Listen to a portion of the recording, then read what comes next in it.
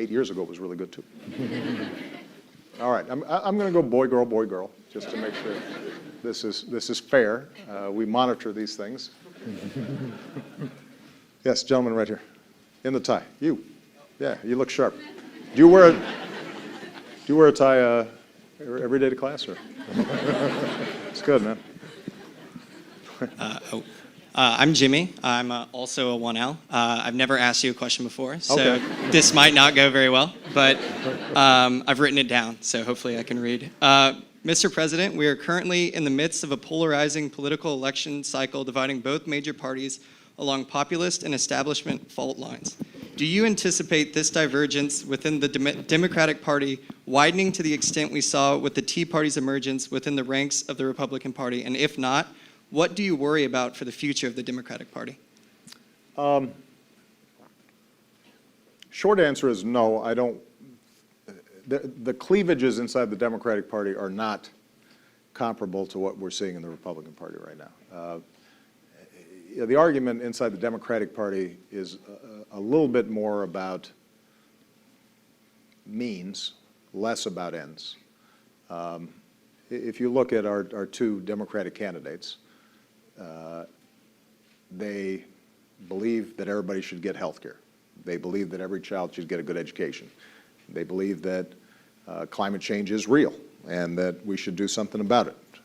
They believe in equality for the LGBT community, right? I mean, if you go through the list, there's not a huge divergence there. I think that in the Democratic Party, there is a populist impulse that grows out of what I also think has happened for folks who are voting in the Republican primary, this frustration in the wake of the financial crisis and the bottom falling out for people who lost their jobs or lost their homes or lost their pensions. That the world's moving fast, the ground's not firm under their feet. And even before that crisis, wages and incomes were not going up at the same pace as productivity, corporate profits, and so forth. And so there's a sense the game is rigged, and we have to more fundamentally change that game, that system, whether it's Wall Street or how Washington operates or what have you. Some of that impulse is healthy. I mean, I think, you want people to be asking hard questions about injustice economically and the way that insiders in the political process may not fully represent the interests of everyone. The danger, whether for Democrats or Republicans, is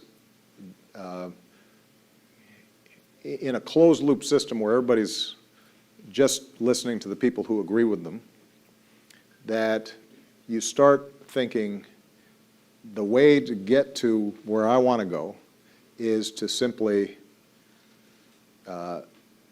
be as uncompromising as possible and hold the line and not pay attention or listen to what the other side has to say. And that is sort of a Tea Party mentality. And that anybody who suggests, well, there's another point of view, or there's a whole half of the country that completely disagrees with us that we have to work with, well, then you must be a sellout, or you must be corrupted, or you must be on the take, or what have you. And that is not, I think, useful. And the reason, it's not to say that there isn't corruption, that there isn't compromise, or people compromising principles for less than noble means, et cetera. Those things happen, and they should be called out.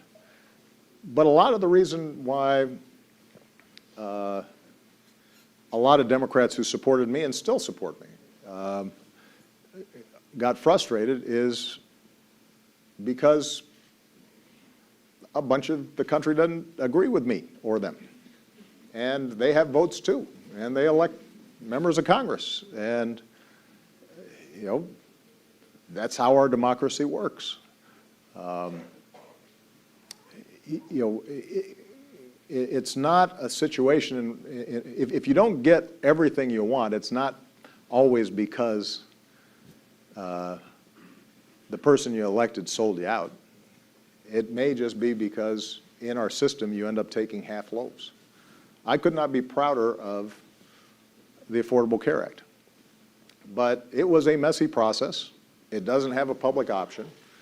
It's not single payer. If I were designing a system from scratch, I would have designed a more elegant system and a more efficient system, but that's not what was possible in our democracy.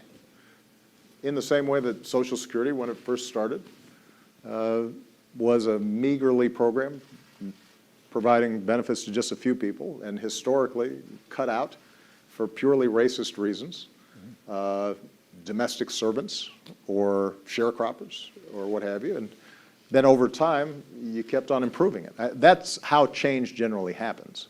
And I think the thing that Democrats have to guard against is going in the direction that the Republicans are much further along on, and that is this sense of we are just going to get our way, and if we don't, then we'll cannibalize our own and then kick them out and try again, and we narrow our viewpoints more and more until finally we stake out positions that are so extreme that they alienate the broad public. I don't see that being where the Democrats go, but it's always something that we have to pay attention to.